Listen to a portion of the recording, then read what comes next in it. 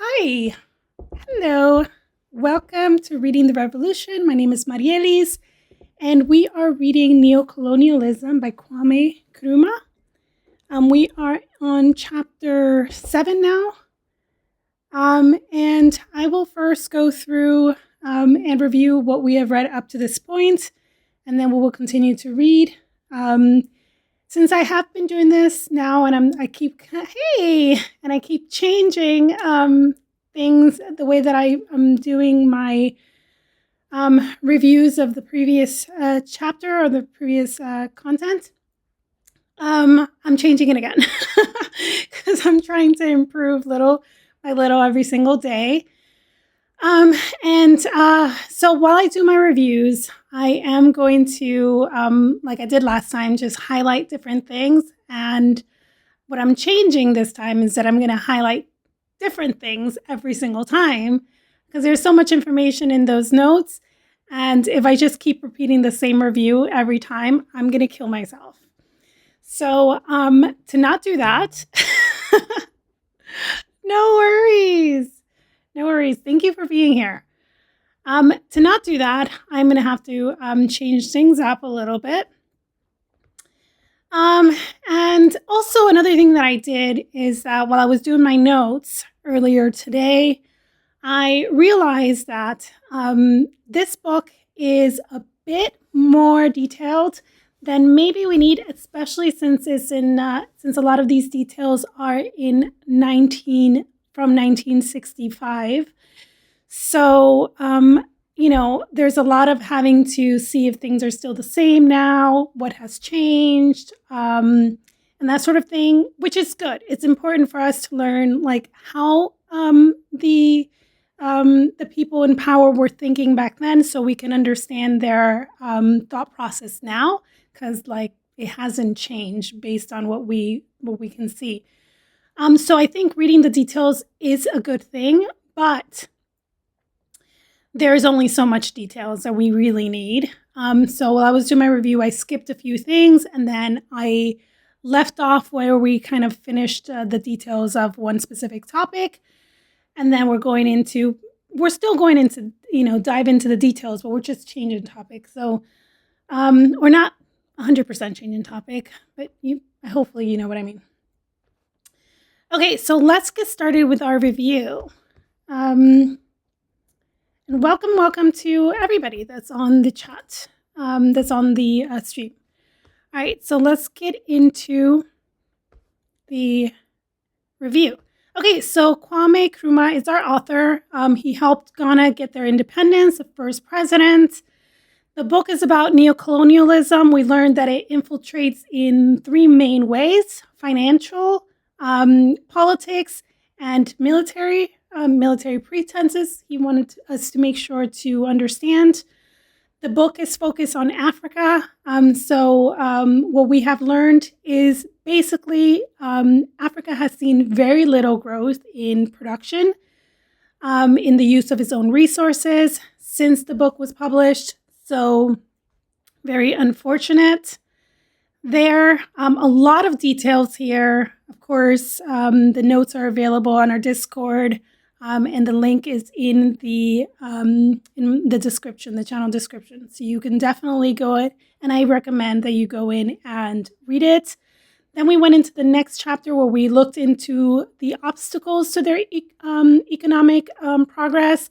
And we learned that it's because during the colonial times, they were divided into such small land masses called countries to help divide and conquer, basically. Another challenge that they had is monopolies were starting to be created, and they started to take over all types of industries, not only their raw materials. And then lastly, the last mentioned obstacle is that they were, a lot of them were starting to get their independence, and with independence, from being a colony, you need money to be able to develop yourself. So basically super poor, divided, and the outside world is starting to have monopolies of all of your stuff, basically. Chapter 4 goes into imperial finance. And then we know that this is a stage of this is where we see the monopolies happen. So this is a monopoly stage.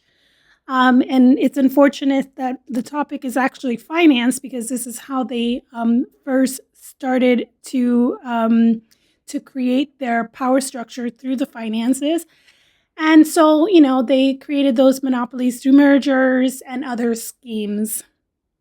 Syndicates, things like that, where they basically combine together, buy into each other, and so on and so forth. U.S. was basically dominating in that whole scheme of things. And we have here a breakdown of how that happened. Basically, the U.S. and European banks were influenced for the aggressive possession of neocolonialism. So they were progressing aggressively in this direction. So those are ways that the finance was infiltrated.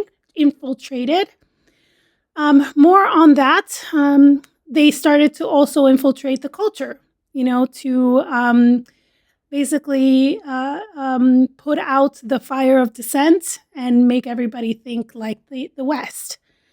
Monopoly capitalism and the American dollar. So this is where we see the American dollar start to get its power. They start to profit a great deal from these monopoly structures. I have some information here about where we are today, which is a disgusting growth that I don't even think Nkrumah would have guessed, especially since he was trying to write a book of warning. Let's see. Yes, so again, they started to make sure that everybody idealizes the capitalistic system and cherishes it at all costs. They had the fight against socialism and that sort of thing, so they needed to make sure to stay in control, and then they did what they had to on that front. Industry monopolies are created to manipulate prices. Okay, so they were doing it to each other as well, to manipulate prices, to get richer, to keep each other off of certain resources. They started to infiltrate all sorts of stages in the production process, from raw material all the way to finished good to ancillary goods as well. The World Bank and the national banks of the Western countries were in bed together, same building, same contract. There was nowhere to turn for African countries. Everybody is on the opposite side, and not only African countries, but maybe South American countries as well, some Asian countries, etc. Chapter 6 goes into the truth behind the headlines. So here we go into details about the news stories and what they're not saying. And Kwame kind of, gives us several examples of how that comes to pass. Again, the notes are on the Discord, so you can see some of those examples.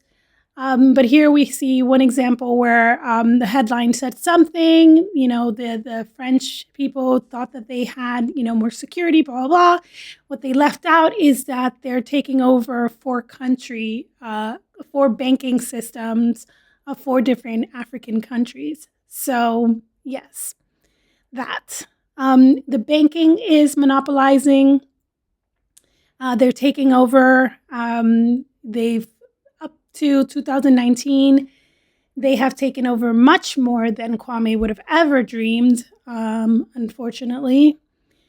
And then we have the monopoly wrap-up. Few banking and financial institutions penetrate into large industrial and commercial undertakings, creating a chain of links that bring them into a connective relationship, making for domination in both national and international economy. So basically, they have people that work in the bank. The bank buys certain amount of a certain company. They have members that have positions of in their, what is it called? In their board groups, I don't know, the board meetings or whatever. They have people in all these different companies making decisions that also benefit the bank. Reach a peak before the First World War. So this is what Kwame and actually Lenin were both discussing, that in their eyes, they reach a peak back then, but you could only imagine how much worse it's gotten today. Let's just say that it has gotten worse, so we can just go ahead and just underline that. Let's see. Yeah, so the monopolies eat up different branches of industry, is dominated by banking finance. So again, they buy up different industries and they have people in different boards, that's what I was looking for. They have their people in different boards of different companies, basically managing or setting the course of business for all of these different industries. So it's not just finance monopoly, it's not just banking monopoly. They're actually also owning the rest of the industries as well. Inventions were created to grow production and improve rail and sea transport.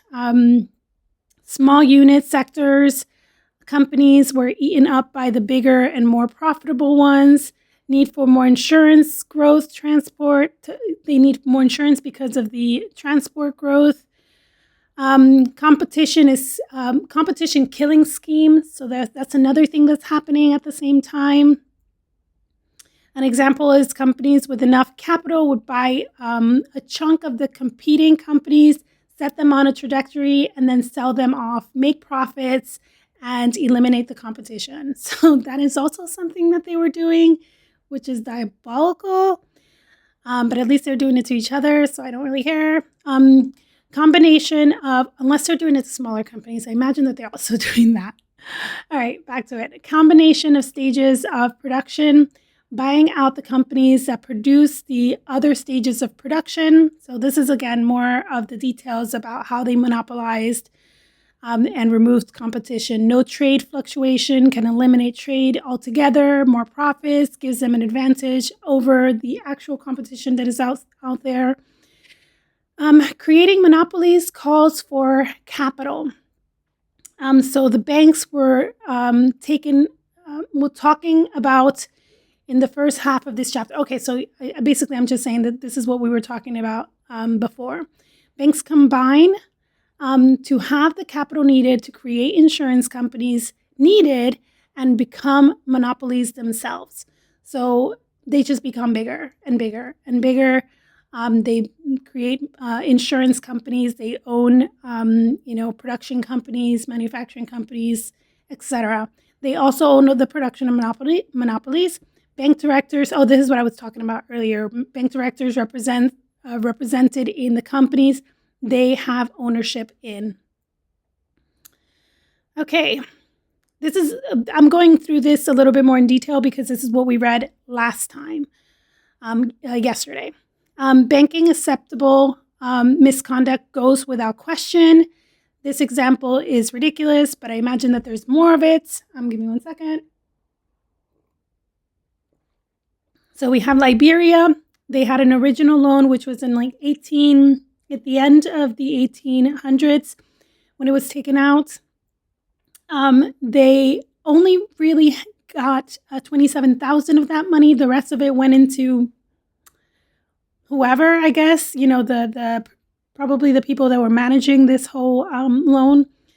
Second loan to pay off the first loan that has grown because of interest. So they take out one of $1.7 million. The banks that they took the loan out of made $1.5 million in profits.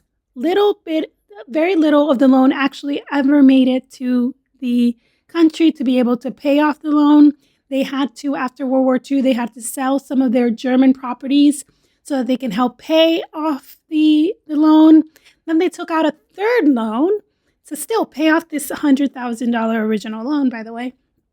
with Firestone, a rubber, and that one was for $5 million, and they were able to pay off half of the original loan, which has grown in interest. Let's see, was taken out to pay off the 1.1. They were able to 1.1 million. They were able to pay off half. Firestone now owns 1/3 of Liberia's rubber lands because of this. So that is when we're talking about predatory lending and those situations.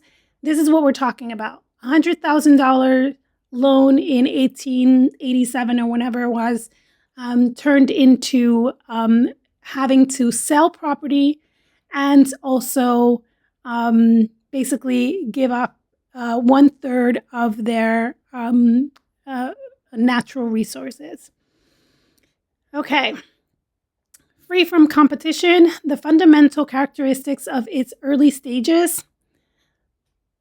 Awesome. I'm so happy. Welcome, Bruno.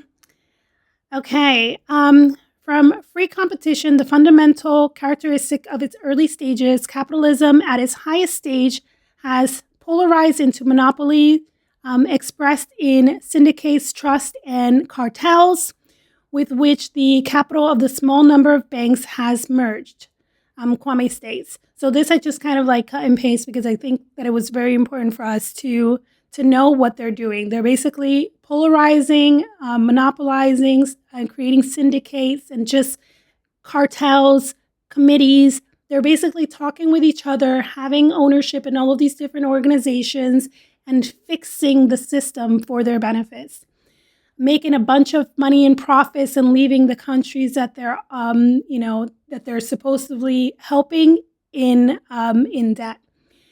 At its imperial stage, finance capital's primary need is to find spheres of overseas investment with which will return profits at a greater rate than can be obtained at home. So again, there was a point later that we read about France. France actually, I think it was iron ore. Yes, this is part of we went into real detail in the next chapter about iron ore. I had to actually skip some of it because it was so much detail. But France actually stopped producing their iron ore because it was cheaper to get it from the outside. So this is the imperialism of the old with a new face. So they're basically just doing more imperialism under a new name. Primary resources and foreign interests. Nkrumah makes a point to bring attention to the fact that the American and European companies connected with the banks are doing all the exploitation with the consent of the African governments. So in this part of the chapter, he was trying to make it known that there's control. You can say no, even though it's a trap, it's difficult, there's going to be growing pains, etc. They knowingly or not knowingly agreed to have their resources taken for the development of the global north, leaving little resources for their own manufacturing. Then came the need for military and nuclear development, so there's more need for the resources. In 1955, they were already speculating greater demand for 10 years out. So they're just like, hey, we're getting so much good stuff. In 10 years, we're going to need so much more. So they're already speculating. Of course, that all came true, of course. In 1950, they were running land surveys. So they were looking to see where else they can exploit. They created Western African relationship, overseeing the exploitation, and they called it harmonized exploitation. And I just wanted to make that a point because they didn't even change the name. They're just like, you know what, you guys have to manage us, make sure that we don't do too much. But it's really just all about price fixing. It has nothing to do about the people or the land or anything like that. We're almost done with the review. Again, I'm just going through this in detail because this we actually just read. And you'll understand why I go through the last chapter in detail when I go through my notes, because when we read it, it's a lot. It's very dense at this point in the book. And so sometimes I don't even get it 100% right away. So when I read it again, I start to make more sense of it. And it's almost like we're getting new information, honestly, because we're getting the highlights. Okay, opportunities for leverage. So as we were reading through it, I was looking to see what Kwame was trying to tell us with all the points and all details that he was giving us. And this is what I came up with. So he gave us some opportunities for leverage that were some missed opportunities from Africa, and some I think they still have. So post-war rebuilding, this was a missed opportunity. And the Cold War stockpiling that they were doing, this was an opportunity for them to, to put in some regulations, to put in some limitations, to, give themselves a bit more leverage, because the Western world absolutely needed this stuff at that time. Having your own production lines will earn you a lot more profit, even if you produce less, even if you extract less raw material. And South Africa is an example of that with the diamonds, where they actually extract less, but they make more money than Ghana and Congo. And when you look at how much Congo was extracting at the time, it was like I don't know, it was like 2 million tons from South Africa, and it was like 14 million tons with Congo. So I don't think that they actually made more with Congo. They made more with Ghana, but just even the fact that they're compared and you see the difference in jump is ridiculous. Another opportunity, manganese used in production of iron and steel are base materials with little appreciated quantities in USA, or Western Union, or Japan. So manganese is one of those raw materials that you can't find in other places. So this is 100% leverage, and you need that to produce iron and steel. And what do you need iron and steel for? Cars, war stuff. I imagine a lot of like refrigerators and washing machines and all this other stuff. So this is another opportunity. I think they might still have this opportunity. Morocco, and it has basically a near monopoly on phosphates. There are other, of course, Middle East countries that also have phosphates, and some African countries, but they just produce the most. So this is a great opportunity for them to do some negotiation. Iron ore was being discovered in many countries. Okay, the iron ore has a big ass chunk of pages. And honestly, when I started to look at where we are today with iron ore, I realized that a lot has happened. But let's just go through some of the details.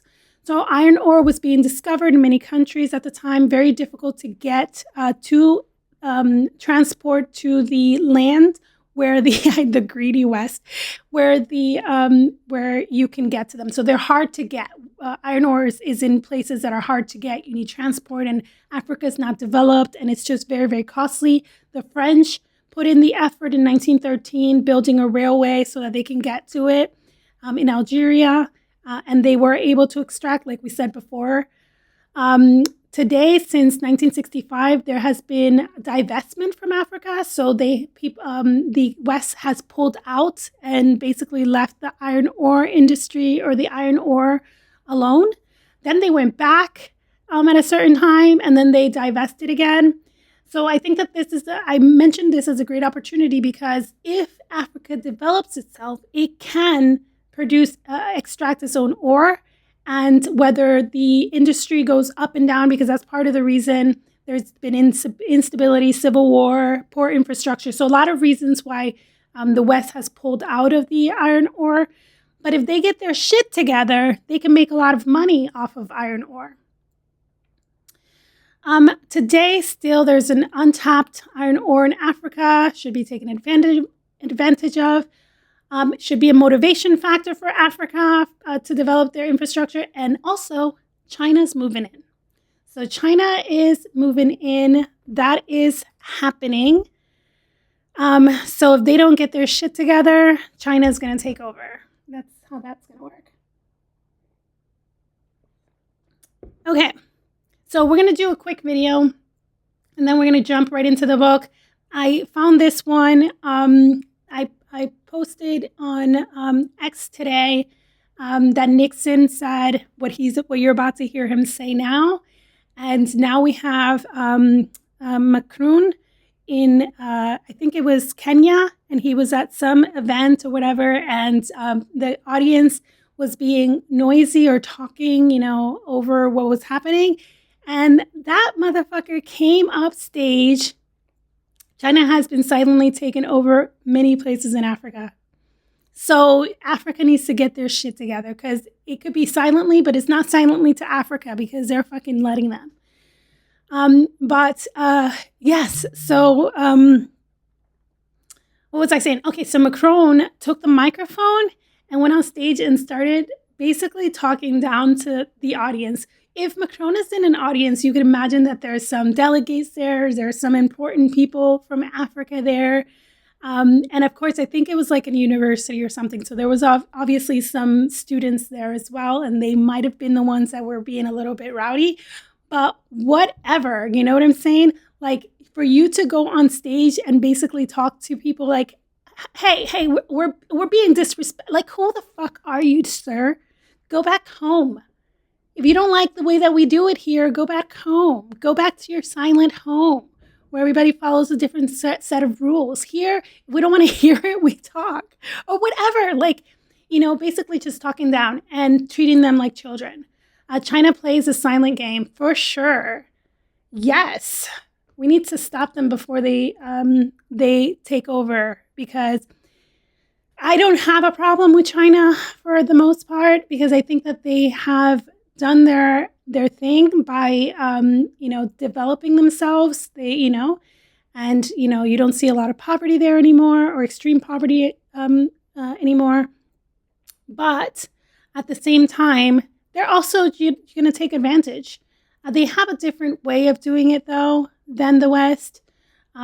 So I would prefer China to work with in Africa than the West. But it depends on, like, if Africa puts their goddamn, like, grown-up pants on and put some, like, limitations and put some, like, get some leverage up in there.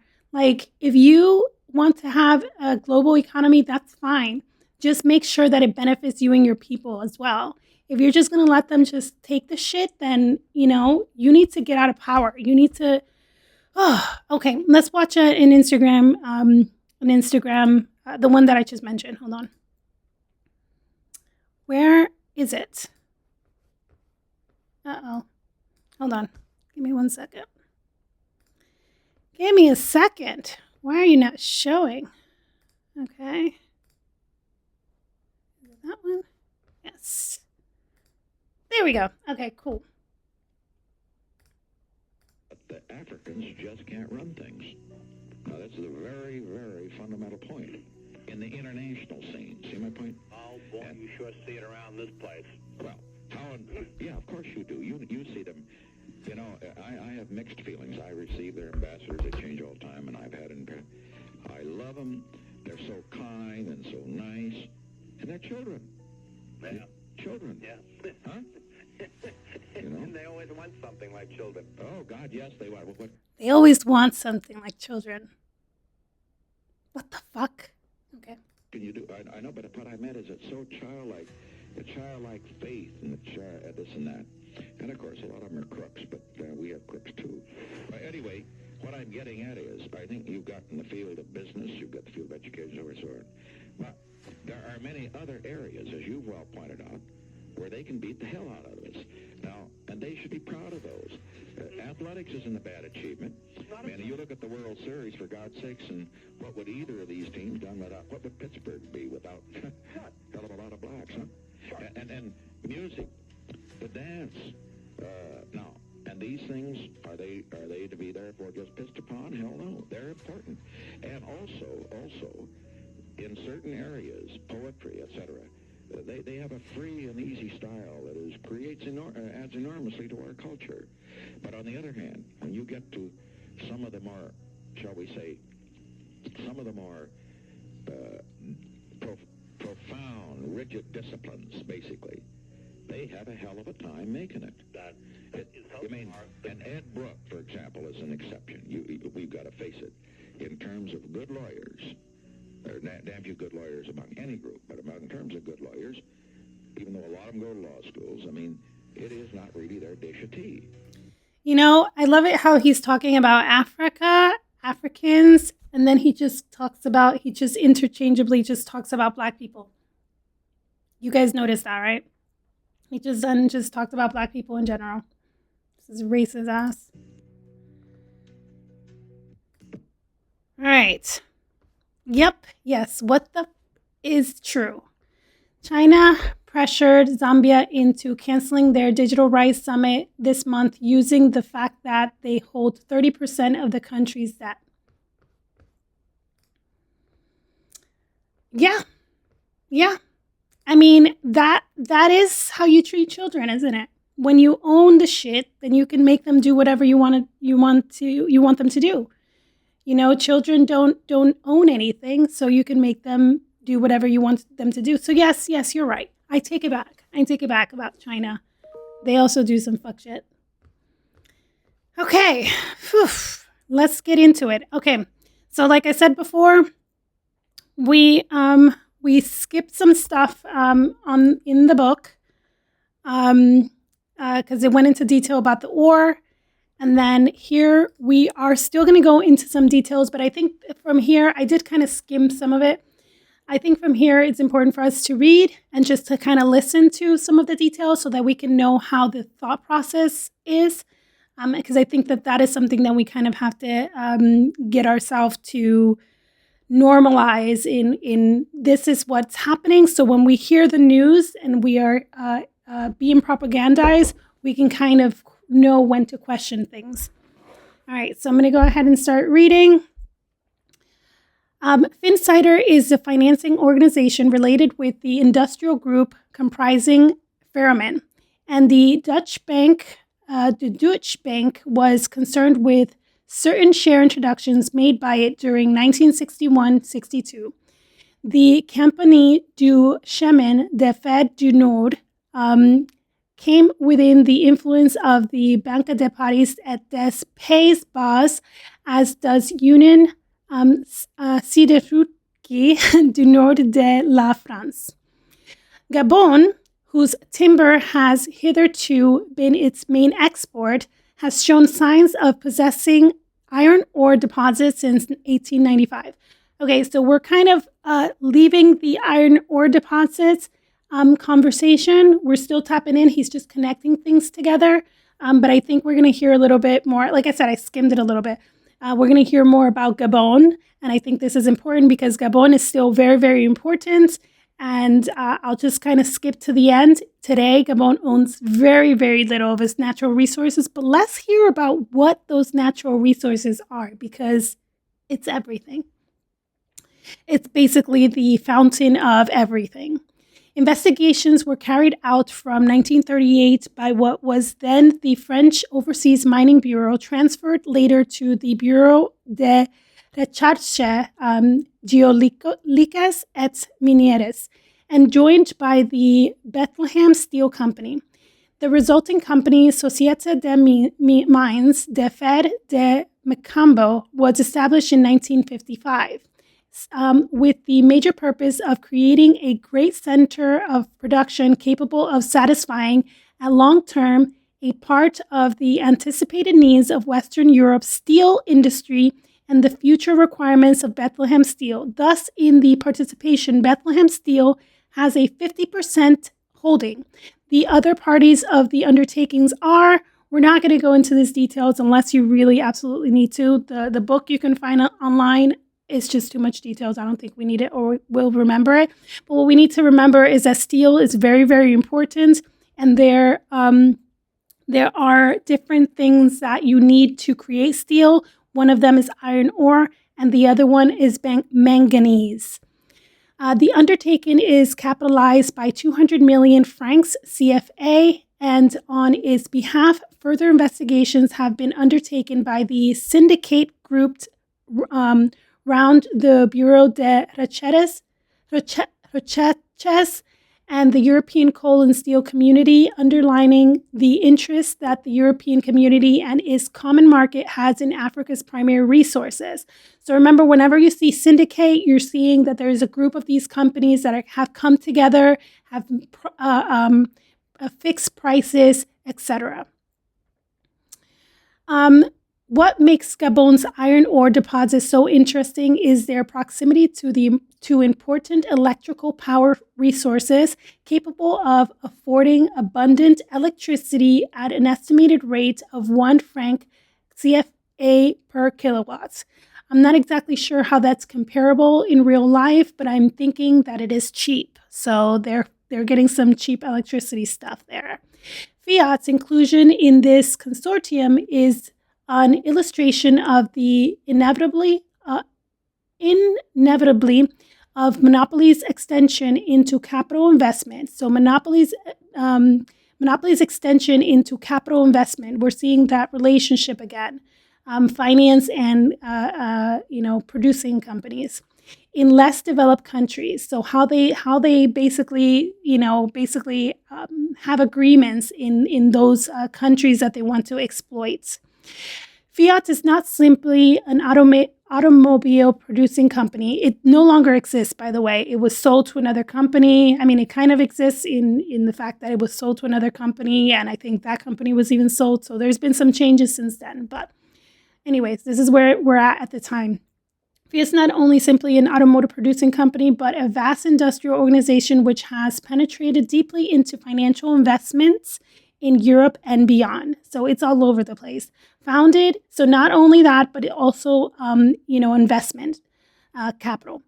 Founded in Turin in 1899, Fiat has grown in 63 years into the second largest motor manufacturer in Europe and the fourth largest in the world after General Motors, Ford, and Volkswagen. If Simca, which is linked with Fiat, is added to Fiat's production, it is larger than that of Volkswagen. But Fiat's growth came not through automobile manufacturing, but through industrial production connection with armaments.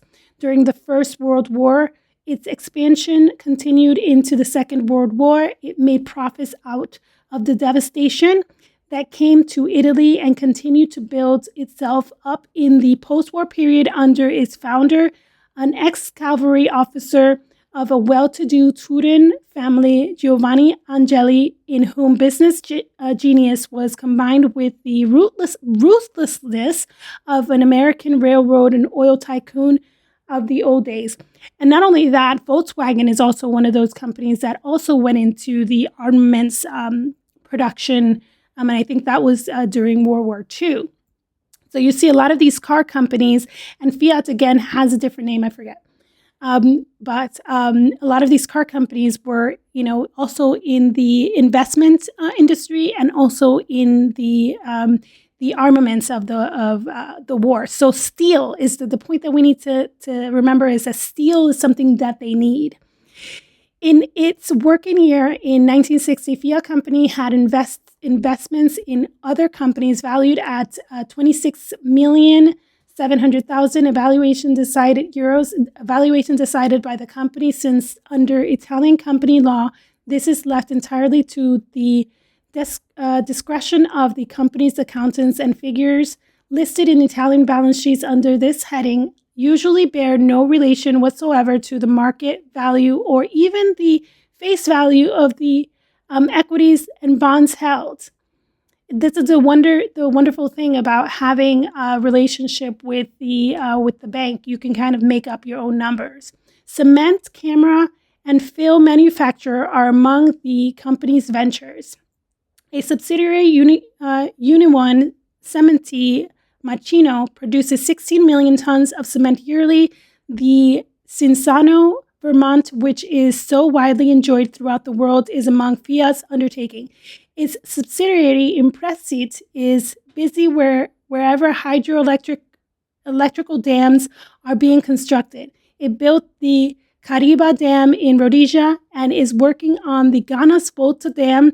Fiat owns property all over the world. So they're in investment, they're in armaments, they're in cement, they're in film, They're in film manufacturing, cameras. They're in Africa building dams for electricity. Wow, these people all over the place, just complete monopoly. Fiat owns property all over the world, particularly the whole of the Rue Blanche in Paris. Notorious nightlife world is owned by Fiat. What? Okay. As well as land, hotels, pleasure facilities in Triera, a leading Italian winter sports resort. Like so many of the monopoly organizations that spread their interests over the globe and into manifold undertakings, Fiat has branched into oil, having a 22% holding in Aquila, the Italian subsidiary of the Compagnie Française de Pétroles. Aquila is now operating in Austria as well as Italy. Shipping also comes within Fiat's operational sweep through ownership of the couple of shipping companies. All of these ramifications, which cover more than 100 companies inside and outside of Italy, are almost all vested in the holding company, Istituto Financiero Industriale, found in 1927 and known briefly as JFI. In the latter part of 1962, Fiat joined the international group comprising SABCA, Avios Ferry in Belgium, Breguet in France, Focke-Wulf Germany, Fokker in Holland, Hawker Siddeley Aviation UK, and Republic Aviation USA, which submitted designs to NATO for a vertical takeoff strike aircraft. So everywhere, and everything. In case you don't understand what they mean, what Kwame means when he's talking about monopolies. And he's talking about oligarchy. You know, basically they're just these companies are owning everything, these few owning everything. Sometimes when we think about monopoly, we're not thinking about what we're talking about right now, but that's basically what it is because they own everything, which means that they control everything. Fiat had already maintained cooperation with Bristol Siddeley in the manufacture of Bristol Siddeley Orpheus turbojet engines for the G91, then the standard NATO strike aircraft, and to help mold public opinion in the right direction, Fiat published Italian's second largest daily paper, La Stampa. Because, of course, once you own everything, you price everything, you make the decisions that you want to make, whether people like it or not, you have to own a publication because now you have to make sure that people see the side of the story that you want them to hear. So all of this really is Kwame trying to educate us on what kind of shit the African countries and all the other countries, South American countries, had to deal with when they were doing business with these companies that basically owned so much capital, so much different industries, and had their hands with inside of all of these different banks. So he's just kind of breaking it down for us. So that's why we're going into these details. Compagnie Financiere de Suez was in considerable difficulty after the affairs of the Suez Canal were taken over by the Egyptian government.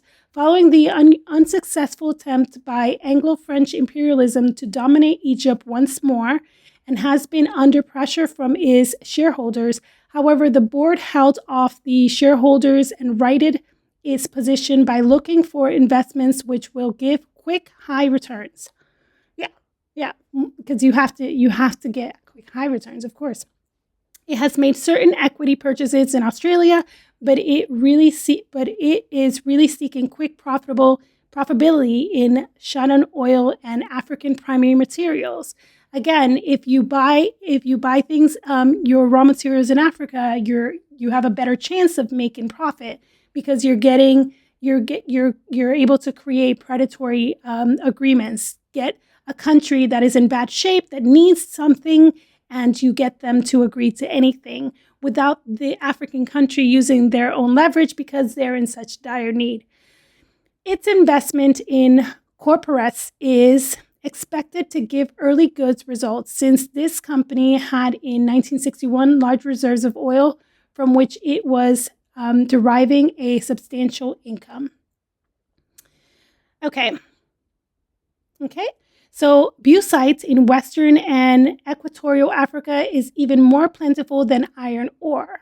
So bauxite is it's a raw material, but its exploitation is waiting upon the availability of electrical power. We have already referred to FREA, the enterprise that has been set up in the Republic of Guinea by the consortium with the Rockefeller firm of Olin Madison at its head. The second largest holding in this group is held by Pecini Eugene. These same groups, together with the Reynolds, Kaiser, and Mellons Alcon, formed another enterprise, Les Bauxites du Midi, which originally exploited other deposits at Casa and Bouquet. Notice, however, was given to the company by the Guinea government that if within 3 months from the 24 November 1961, Bauxites du Midi had not made arrangements to set up an aluminum factory at Bouquet by July 1964, as originally agreed, its installation works and machinery would be expropriated, as well as its assets for which reparation would be made. So, even I think this is an example where Nkrumah is basically saying, even with all of this monopoly, you have to give them limitations, if not kick them the hell out.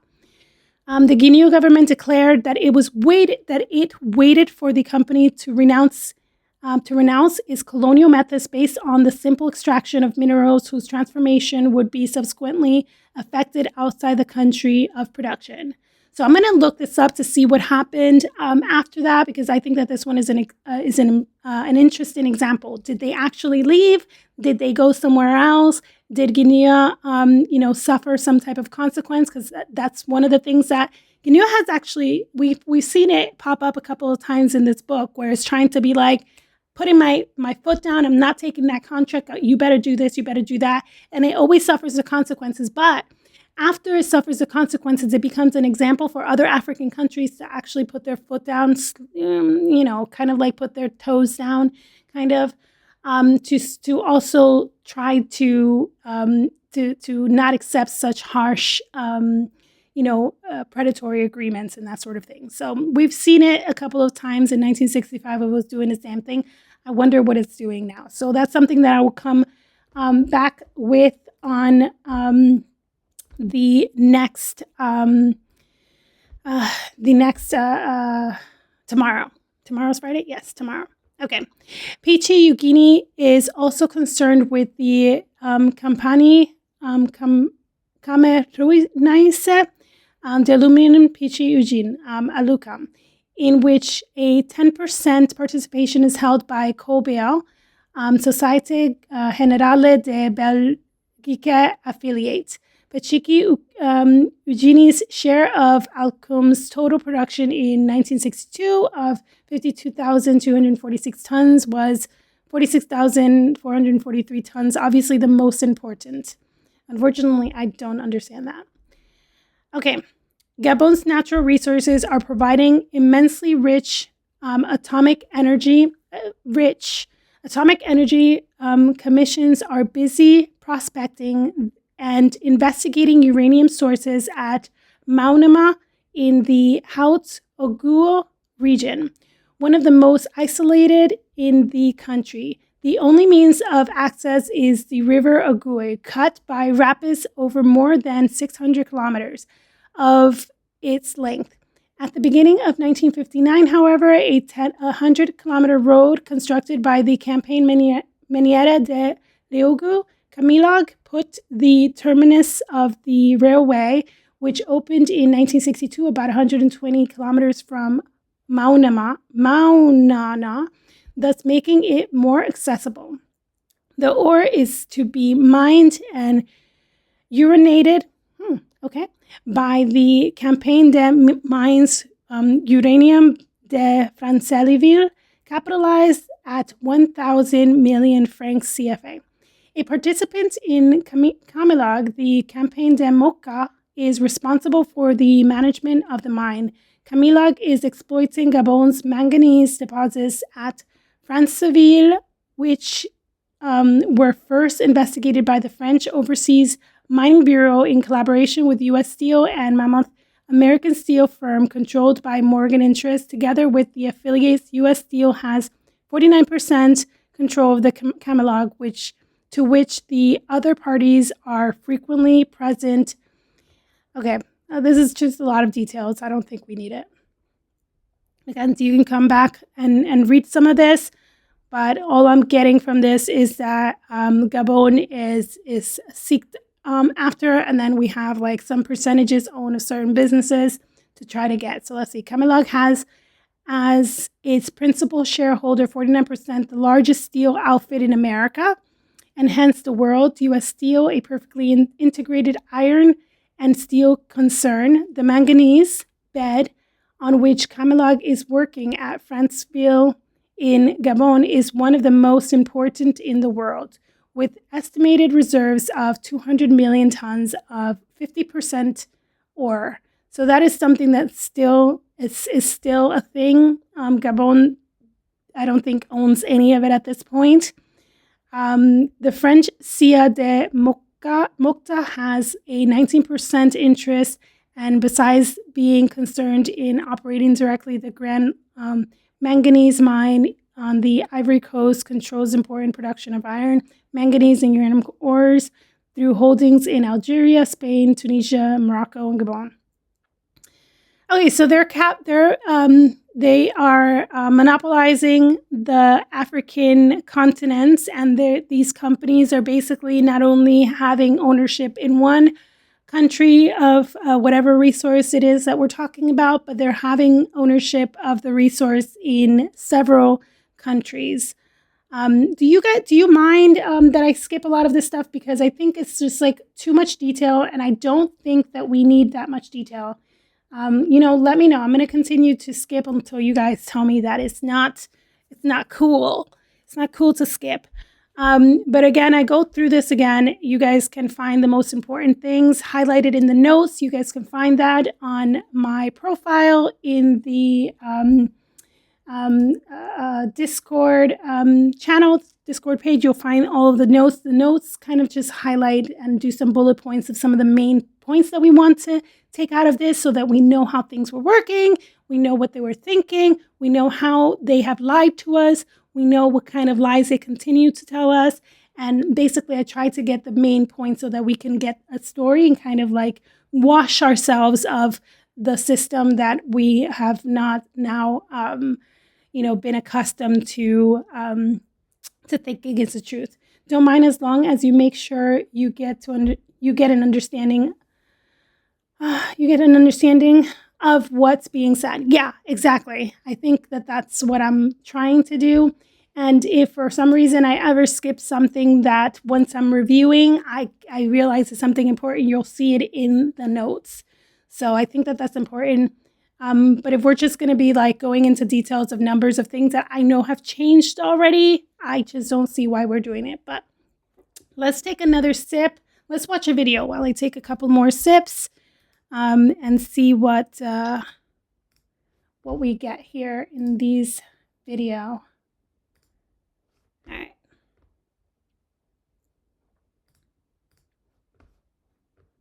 Love her. Let's see what she has to say to us. Oh, I think I did watch it. I already gave it a hot. Let's see. Have an adult conversation about this year. Like, do you really think that France chose Kenya by accident for one of its biggest Africa summits? Not Senegal, Cote d'Ivoire, or Gabon, but Kenya, an English-speaking African country. That tells you how Africa's power map is changing. This was France recognizing that its relationship with large parts of Francophone Africa has fundamentally changed. France has lost influence in Mali, Burkina Faso, and Niger. Anti-France sentiment has grown. And to be quite frank, younger Africans are asking a lot of questions about sovereignty and what these partnerships actually deliver. So now France is repositioning, trying to rebrand its image in Africa. So the summit focused on tech, energy, infrastructure, and investment, which in itself signals a shift from security politics to business and development. And even the attendance reinforced something bigger. Africa is becoming more multipolar and transactional. So that's why we saw heads of state, industrialists, investors, and founders all in the room. This is Africa weighing global powers less by history alone and more by who can actually deliver. History still matters, of course, but outcomes matter more. Macron tried to tell Africans that France no longer wants to treat Africa like its backyard and that the future should be based on co-investment and sovereignty. But to be honest, Macron, we don't really believe you yet. Pan-Africanism isn't a branding exercise. It's self-determination, African unity, African ownership, and African people controlling African futures. France can be a partner, but African leaders must negotiate better with every power, not just France, right? Including China, Russia, Turkey, the Gulf, America, Europe, all of them. Africa should be repricing access to its markets, minerals, youth, and strategic geography properly, because the danger is really replacing one dependency with another. The world needs Africa strategically, economically, and demographically right now, but leverage only matters if you use it properly. If it doesn't build productive capacity, then it's not transformative. So the real question is what Africa is building with these partnerships, because if it's not factories, infrastructure, skills transfer, local ownership, and jobs, then honestly, what are we exactly calling transformation? Anyway, let's talk in the comment section. Would love to hear your thoughts. Make sure you share to make sure everybody else gets to see this amazing video. And if you love my content, then hit the subscribe button and become a paid subscriber. Love ya. Let's have an... Yeah, she's great. And she's also right. I think a lot of what France is doing right now is just neocolonialism, like we said, with a different face. And I'm not sure how many people are actually convinced. All right. Definitely not the younger Africans. I don't believe that they are convinced. Oopsie. Sorry about that. Okay, let's get back to reading. Okay. U.S. Steel and General Electric are world giants in their related spheres. The first, by virtue of its multiple divisions covering all aspects of the steel industry, is the sixth largest industrial company in the United States. The second is the leading producer of electrical equipment and appliances in the world, with affiliates, subsidiaries, and associates all over the globe.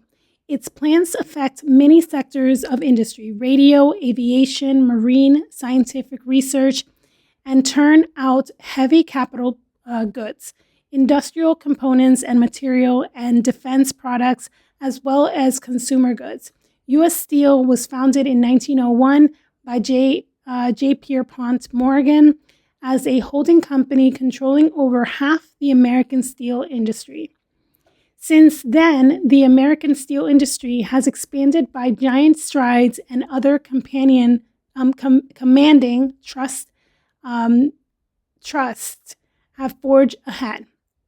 But U.S. Steel leads still and today controls 30% of America's steel and cement production.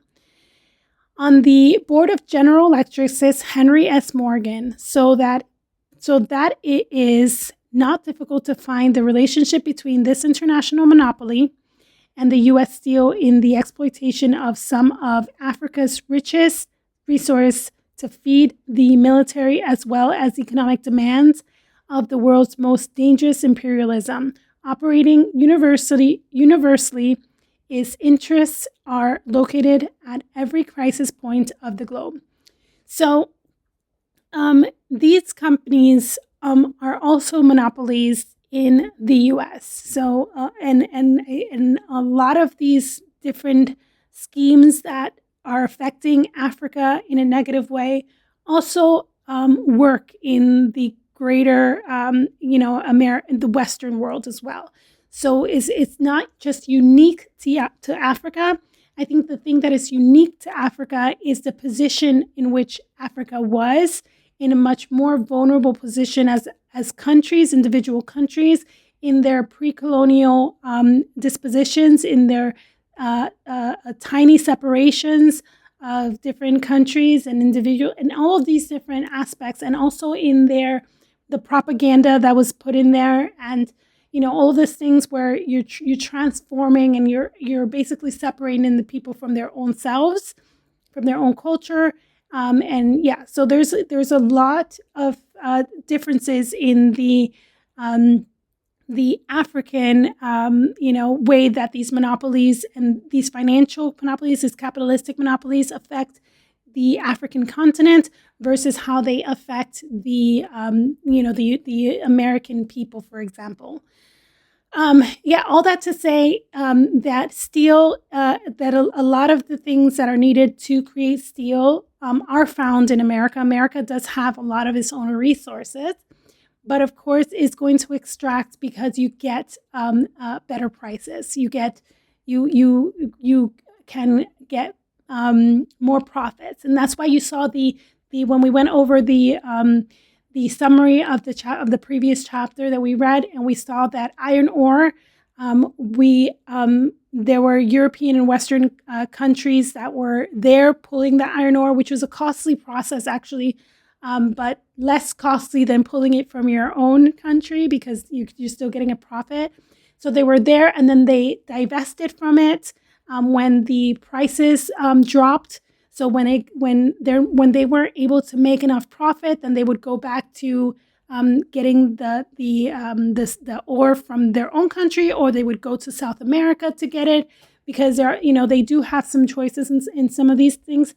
But when they can get it for cheaper, then they go back to Africa. The thing is that if Africa was to develop itself, then it can use those raw materials for itself. And if it develops itself, it can make it so that it's not so expensive to extract for itself, and it would still get a cheaper things. And if it makes it those raw materials, honestly, it doesn't matter if it makes it private owned or government owned, as long as there is like that relationship with the government, then they can kind of withstand the market changes, just like the U.S. and Europe does when they decide to divest and then just take it from their own or go to a different place. They have choices because they're always looking for the best prices. Anyways, all of that just to kind of go into this General Electric steel manufacturing conversation, just letting us know that this company does have a monopoly in the United States, and it does extract from the United States, but then it also extracts from Africa when it is convenient. And this is where Africa can have some negotiations if it wasn't in such bad shape, of course. It is said that as a result of the most complicated transaction,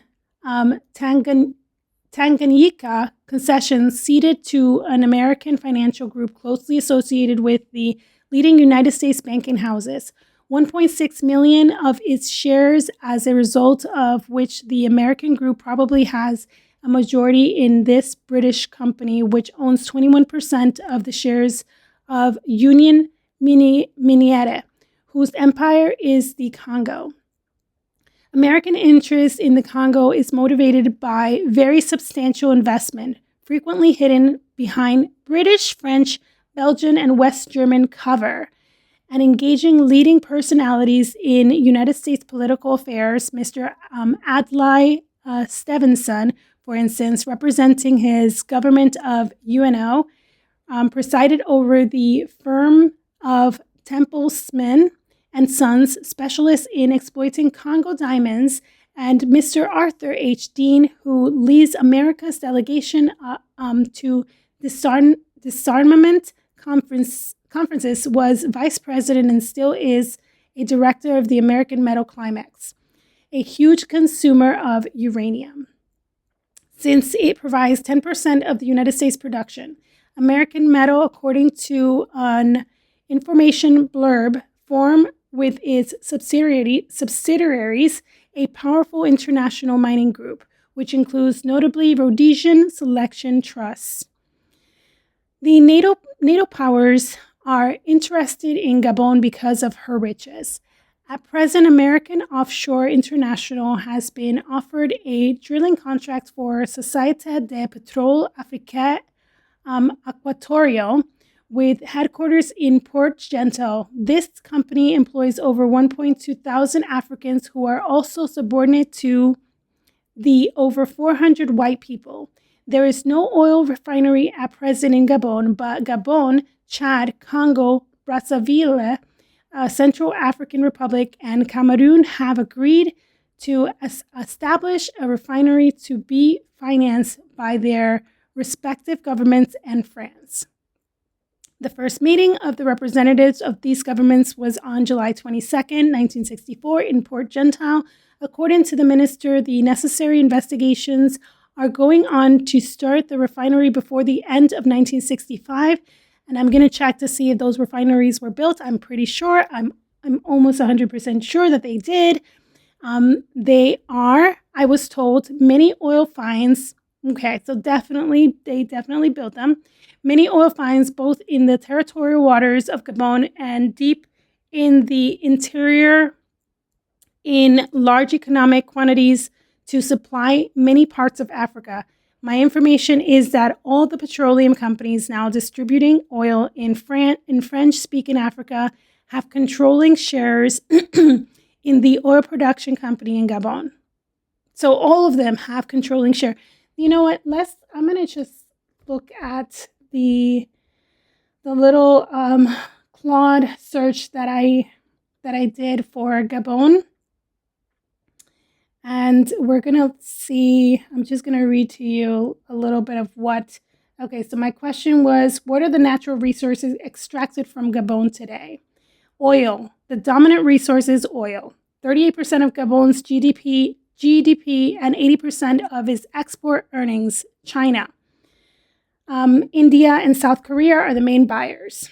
Okay, so manganese is the next one. We need manganese to create, sorry for the little side, but I was going to put it in my notes and I still am, but I just think it's important for us to just know it right now. Manganese is the other one. Iron ore, which we have been talking about, is the last one, but is largely untapped. Actually, iron ore is the last major natural resource that they have, but it is untapped. So this is an opportunity. Largely untapped, the Belinga iron ore deposit contains over 1 billion tons of high-grade ore exceeding 60% iron concentration. So, I mean, this is if Gabon would get his act together, right? But it barely owns any of his stuff. This is his opportunity to get out of the situation that it's in. Of course, it's like a double-edged sword or catch-22 because it has to get out of his situation to be able to tap into this. Otherwise, it would have already been tapped into, because why wouldn't have the West already taken over if it was so easy? Obviously, there's some challenges there, so it has to get out of his situation before. And timber and gold, those are the other things. And then I asked it if it owns, how much of its resources does it own? And it said very little. So yes, it does a breakdown, but I might just put it in my notes. Okay, so back to this. I just thought we should probably take a detour and kind of get to know a little bit more about Gabon since we're talking about it so much. There's no oil refinery. I think we already read that. I was told many fines. Yes, that information has been validated by the present time. My information is that all the petroleum companies now distributing oil in French-speaking Africa have controlling shares in the oil production company in Gabon. Yeah, and I'm also going to put in my notes, where this oil is now owned by. Is it owned by the Americans in the West, or is it owned by the French? The French, have a big stake in Africa since, or at least it had, and we've learned also that it's trying to still have as of today. Doing a bad job in convincing people that it has good intentions and that it's not going to be predatory because it has a habit, and it's always going to do the thing that benefits it the most, because why wouldn't it? Okay. It is quite likely that Africa could provide enough phosphates. Okay, so now we've changed to phosphates. Not only to fertilize the abundant agriculture production that would cover its future food and industrial requirements, but to leave enough over to supply the needs of many other parts of the globe. At the moment, important centers of phosphates are the Diabel Ankh deposits in Algeria, those at Taiba in Senegal, at Lac Togo in the Republic of Togo, and at Kauriga in Yusufia in Morocco. The Société de Belle Oncle, with a capital of 30 million new francs, comprises the following interests. Let's see, do we need to know any of this? No, we're not gonna, I don't think we're gonna need that, but let's see if it refers to that here. The Compagnie Sénégalaise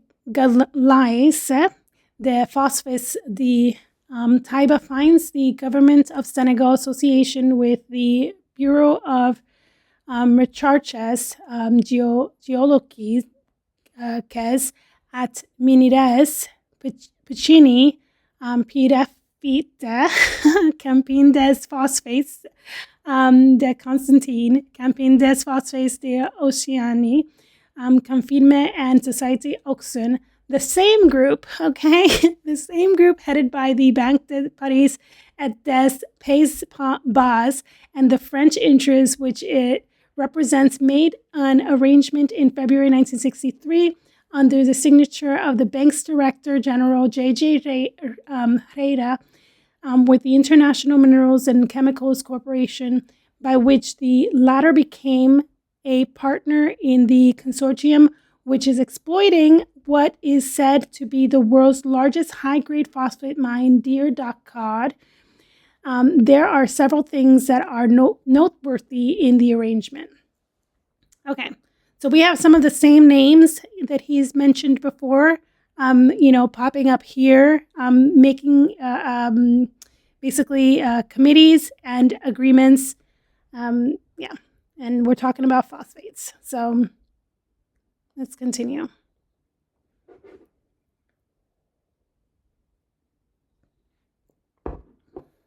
Okay. First of all, there is something distinctly ominous in an agreement between two foreign combinations, one of which is a participant in a company associated with the state whose raw material it is exploiting. Okay, so let's read that again. First of all, there is something distinctly ominous in the agreement between two foreign combinations. So two foreign combinations is just a group of companies here and a group of companies there, of which of which one is a participant in the company associated with the state whose raw materials it's exploiting. Okay, it accentuates the contemptuous attitude towards the host country implicit in the monopoly's purpose. International Minerals is the foremost producer of phosphates and phosphates agriculture products in the North American continent, with extensive phosphate mining and chemical producing operations in Florida, USA. It also owns a potash mine at Carlsbad, New Mexico, and another 10 million potash projects in Canada. It has a market for its products throughout the Americas and Western Europe.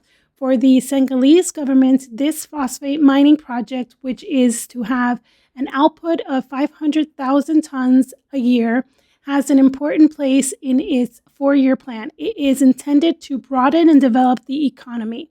However, the purpose of the monopolies controlling the venture is entirely otherwise. This partnership bolsters our world position in regard to strategic phosphate reserve. Mr. Rea is reported to have said on signing the partnership agreement, the international minerals. Phosphate deposits were uncovered in Togo, about 18 miles from the sea, in 1952. Investigations have been going on since 1884 by French and British interests. It was a geological advisor of the Comptoir des Phosphates d'Afrique du Nord, who found in the Akopmape region indications of very important deposits of first quality, which extends across Lake Togo. The Republic of Togo has associated itself with the Compagnie Togolese des Mines de Benin, which is exploiting the deposits and comprises the interests already engaged in the monopolizing other phosphate resources in Africa. These are the company Constantine Peneroya, Confirmed, so he names them, and the Campagne Internationale d'Armement Maritime Industrielle et Commerciale. Capital is 1.180 million francs CFA. The first shipments were made in September 1961 when they left the new wharf of Kwame for the United States and American-controlled plants in Japan. The plan is to produce initially 750,000 tons of concentrate yearly, a level it is intended to raise progressively to 1 million tons in the market possibilities are there, if the possibilities are there. There would be no lack of market possibilities in if fertilizers were made available to the developing countries at prices which their purchasing power could afford. Okay, so I'm starting to see the problem here. Okay, as it is, the competition is fertilizer from America and other sources is extremely keen, and the British producers, of whom Fison Ltd. And ICI and Shell particularly monopolize the trade in the United Kingdom, were the subject of investigation by the British Monopolies Commission in 1959. Fertilizers in the UK have been kept at the subsided price level that led to serious complaints of overcharging. Fison holds 40% of the UK market, and it has now entered into an agreement with ICI whereby it will be supplied by the latter with ammonia from their new Imigam plant. This will cut costs in an effort to meet shareholders' complaints of diminishing profits. Okay, so so far what it seems like we've read is we have a couple of monopolies that control phosphates. They get phosphates from different continents, different countries, etc., and their own. They basically fix prices. And it is harder for even the countries that have the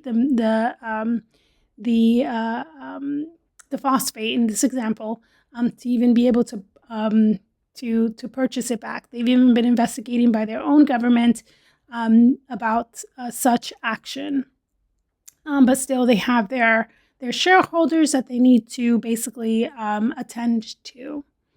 This cooperation of the largest producers of fertilizers is going on in order to monopolize raw material supplies and markets, so as to sustain prices that will yield higher profits on the considerable investments involved.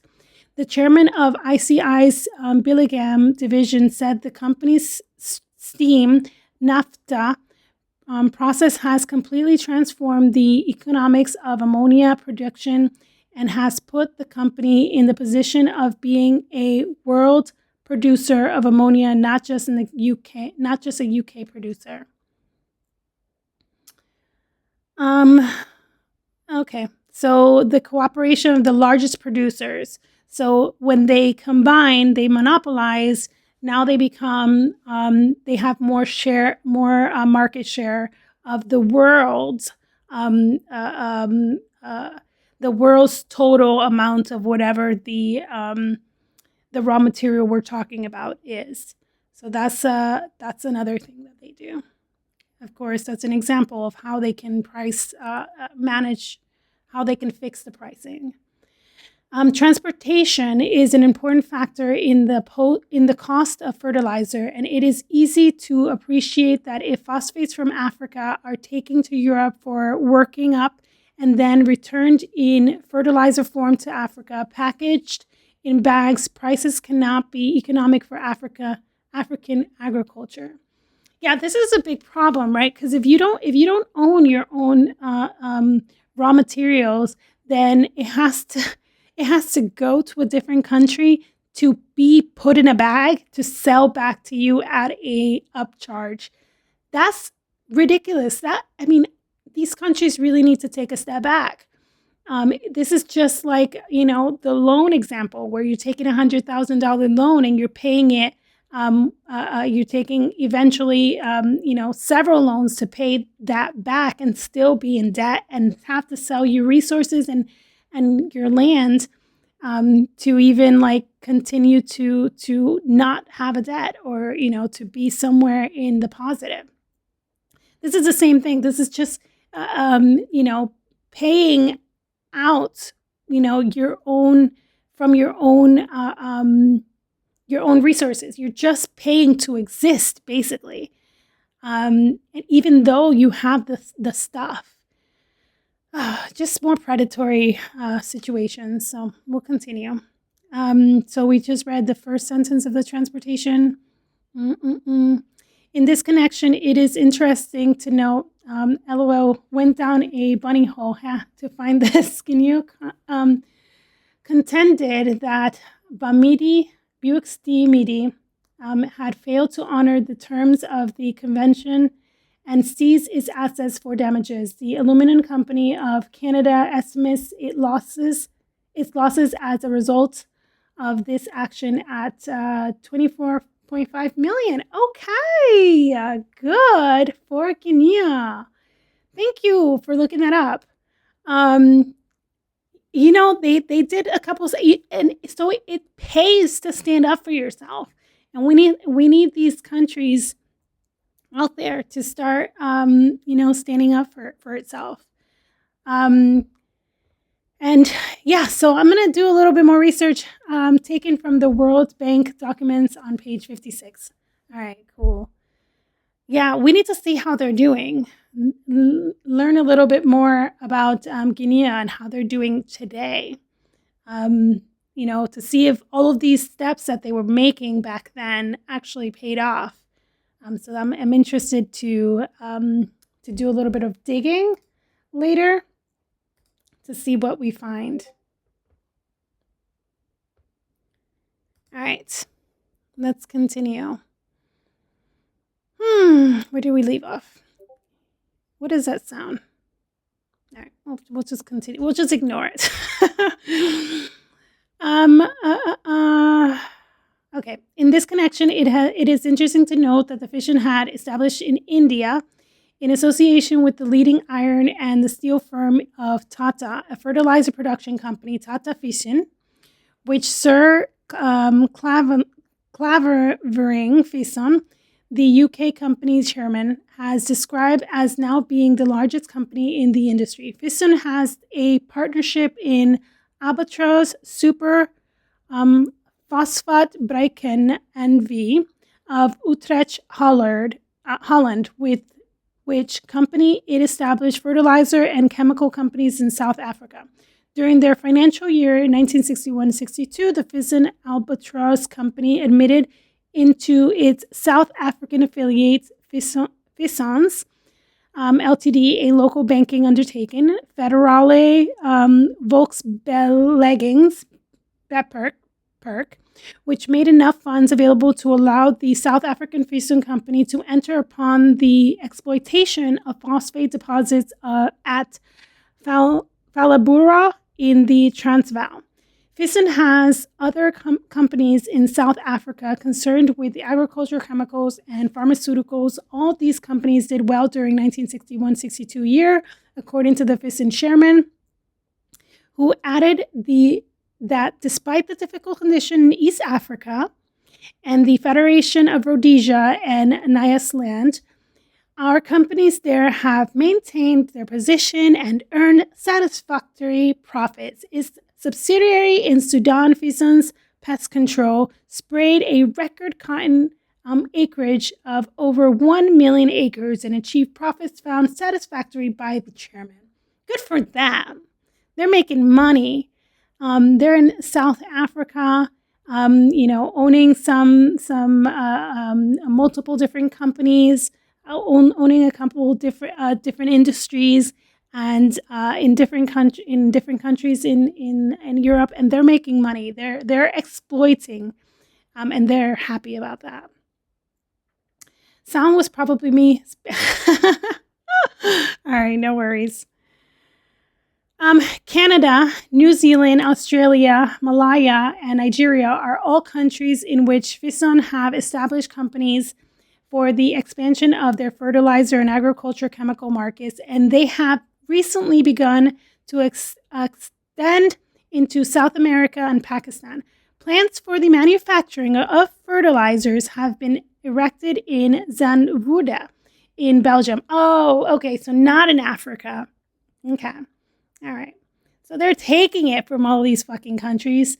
Of course, not all of them are in Africa, of course. You see that they're taking from different countries, but they're not producing anything in the manufacturing companies are not there. The manufacturing companies are the ones that the countries can actually benefit from. Well, if they pay taxes and the agreements make sense and all that. Fertilizers have been erected in Zandvoorde in Belgium jointly with Union Chimique Belga SA. Besides fertilizers and related chemicals, manufacture, horticulture, and scientific apparatus production. FISON are in the food processing and canning firm of John Brown Ltd. for the purpose of selling chemical known as the plant know-how and plans to the USSR.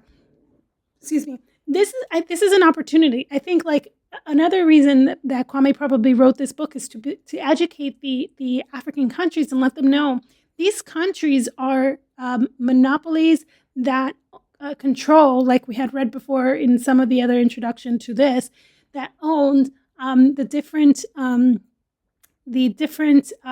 levels of production. So not just the raw material that they extract from you, but then they own all of the different aspect of it, including fertilizer, of course, including the packaging, of course, including food processing, including because you need it in those processes. I imagine that in the actual horticulture of it. So they need it for all of these different things. Once you see that these people need it in this way, change your fucking agreements. Do another deal or kick them out, you know? And I think that that's part of the reason that he wrote this book. You know, I wonder sometimes if these African leaders actually know that. I mean, the more you know, reason why we're here, reason why we're learning is the more you know, the less you can be tricked, the less you're going to fall for their shit, right? And he knew all of this stuff and he was able to bring his country into independence, right? Of course, others followed later on. And of course, we have a lot of them. So there's always going to be the one that leads and the ones that follow. But the ones that lead are the ones that have the information. And he wrote a book so that everybody can have the opportunity to lead. So apparently they didn't take that. I'm going to drink some water. But we also do know that the book was banned at a certain point. So, okay. Oil and gas, which are becoming more and more important finds in Africa, particularly in the Sahara, are drawing the feverish competition of the petro-dominant financial and industrial interests that are bringing monopoly into a tighter and tighter ring.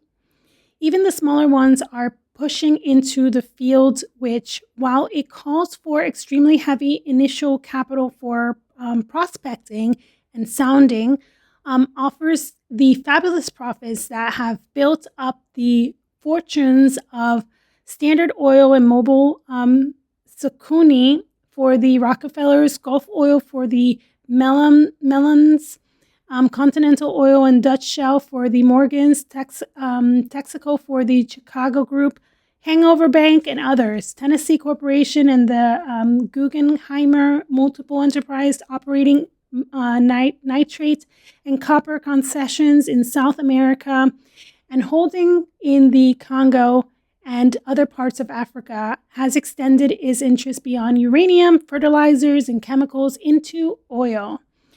Is a Delaware subsidiary, Tennessee Overseas Company, has started upon oil exploration in Sierra Leone.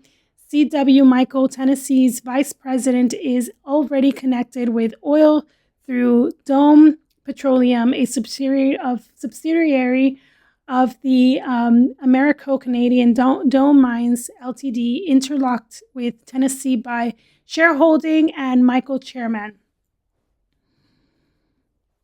Okay, so we have a lot of interest in oil in 1965. Okay, I wonder how that's going to go. Africa is still paramountly an uncharted continent economically. Okay. And the withdrawal of the colonial rulers from political control is interpreted as a signal for the descent of the international monopolies upon the continent's natural resources. So, neocolonialism, or another face to imperialism. This is the new scramble for Africa under the guise of aid and with the consent and even the welcome of young, inexperienced states. It can be even more deadly for Africa than the first carved up, as it is supported by more concentrated interests, wielding greatly power and influence over governments and international organizations. Okay, so I think we're a little bit hard on Africa sometimes. And even you saw Nixon kind of calling some of these leaders like children. Goodness gracious, that is so racist. But we also have to take into consideration that Africa was in a bad shape.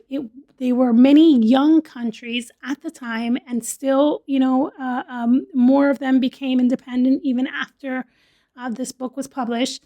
So, they're going to make dumb decisions. Okay, we are on the next chapter. I think this is This is chapter 8, and we're going to go deeper into the Oppenheimer Empire. Okay, we're going to get some details. Let's take a break and watch a video. Okay? Let's take a break. Okay, let's see what else we can learn. Ooh, this one might be interesting. Okay, let's see. How we can reverse this mess, but land grabbing is back and they're moving silently this time. 3 years ago, we covered how a little Dubai-backed company called Blue Carbon was out here buying up the land rights in Zimbabwe, Zambia, Tanzania, and Liberia for a carbon project. Now, for the uninitiated asking, what is this carbon project? Well, after the Paris Agreement, countries promised to fight climate change because apparently the globe is heating up from all these greenhouse gas emissions. Instead of the world's biggest polluters, usually first world countries, slowing down or reducing the greenhouse gas emission, some genius came up with something called the carbon offsetting scheme, which goes, since forests absorb carbon dioxide, which is a greenhouse gas, out of the air like sponge, we can convert that absorbed carbon into carbon credits and then sell that to countries that are trying to clean up their environmental report card. And we can get more into this, but essentially what they're trying to do here is take forest breath and convert it to digital currency, even though nobody's changing their polluting ways. Well, anyways, that Blue Carbon company fell apart because of activists, community leaders, people like you and I who made a lot of noise. They even sounded the alarm on Samuel Landy, who was an alleged advisor to Blue Carbon, who, might I add, was also an Italian fugitive and fraudster who apparently passed away at sea. Yeah, that's a whole rabbit hole. But that's not even the main issue now. The main issue is... This idea is insane to me. And I remember when I first heard it, it sounded like a scheme. You get to buy credits of... So basically, we're not going to develop this land because we bought the credits to not develop because we're offsetting what we already have polluted. So instead of stopping pollution, we're just going to buy land that isn't ours and say, now we're offsetting it. What? I mean, let's hear her speak. Land grabbing is back, and this time they're using banks as enforcers. Remember those carbon credits? Yeah, airlines need them too. According to the UN agency, International Civil Aviation Organization, they have a program called CORSIA, which is putting pressure on international airlines to keep their emissions under a certain level. But the problem is, airlines are not going to slow down flights. They're actually picking up routes. So now international airline companies are scrambling for carbon credits to try to balance out their pollution by lobbying investors, banks, and institutions to try to unlock African forests. And this is where Liberia enters in the conversation. Liberia has a massive, pristine rainforest that's not fully in the carbon market system. So recently, the African Development Bank is threatening Liberia that if they don't approve carbon credit sales, They're not getting funding. And this is all happening under the leadership of Sidita, who is the head of the African Developmental Bank, even though previous ones warned about the dangers of carbon grabs. By the way, ain't it interesting how climate solution keep ending at African forests instead of global industrial powers? I don't know how we can reverse this mess. This is so stupid. This is so stupid. And they're threatening not to give funding if they don't let them buy their land so that they can offset their carbon. It's so stupid. It's so stupid. Hey, if the scheme sounds good, you can get away with it, then that's the main point. You know, the main point is being able to get away with it. If you can get away with it, then it's a good idea. Yeah, we're going to take air and charge people for it. Yeah, we're going to just, we're going to buy this. And then the thing is with that is that they're taking land away from fucking the people that live there. It's so stupid. It's so stupid. And the fact that Africa let it go to a certain point is ridiculous. I'm glad that they're making some noise now. It sucks that they might lose funding or whatever, but Africa's going to have to just make some hard fucking decisions. Like, fuck your funding. Fuck it. Fuck it. Let's talk to somebody else. I know that you guys are all a monopoly and a syndicate and a fucking cartel and a gang of financiers and corporations and shit. But what about my buddy over here? What about this African country? Let's just work together because fuck these people. All right, let's get back to the book. We have some time. Let's see how much we can get reading, get through. Okay, what is this? The Oppenheimer Empire. The king of mining in South Africa, indeed in Africa, is Henry Frederick Oppenheimer.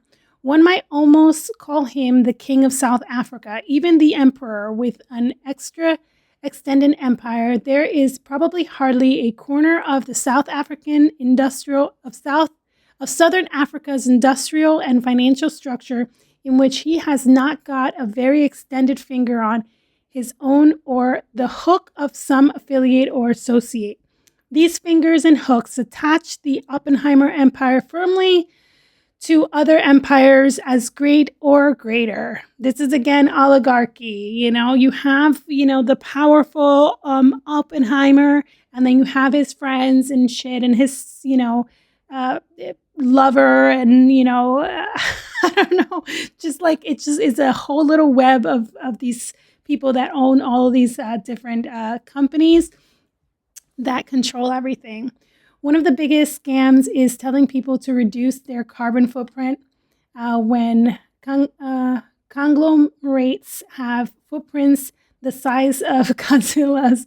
Our carbon footprints as a people don't even come close to a few dozen factories. Okay.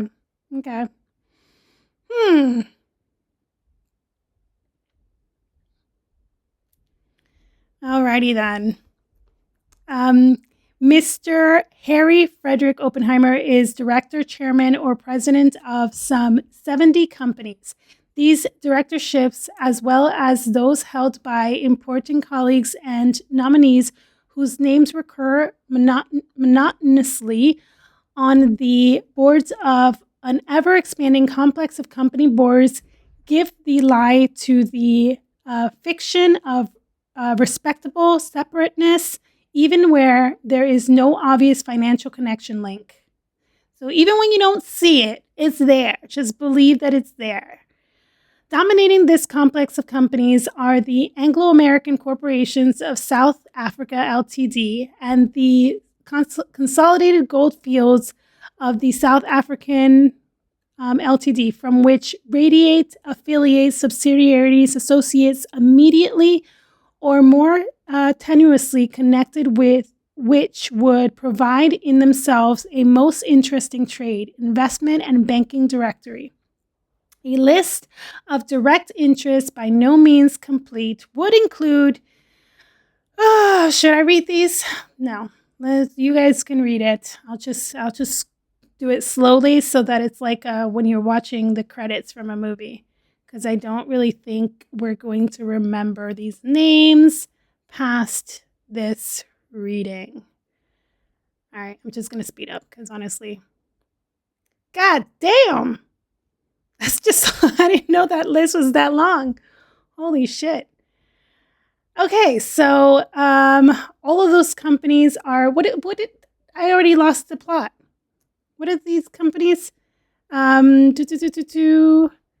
Let's read the sentence again. Dominating this complex of companies are the Anglo-American Corporation South African Ltd. And the Consolidated Goldfields of South Africa Ltd., from which radiate affiliates, subsidiaries, associates immediately or more tenuously connected, which would provide themselves a most interesting trade, investment, and banking directory. Trade, investment, and banking. They're all in bed together, basically.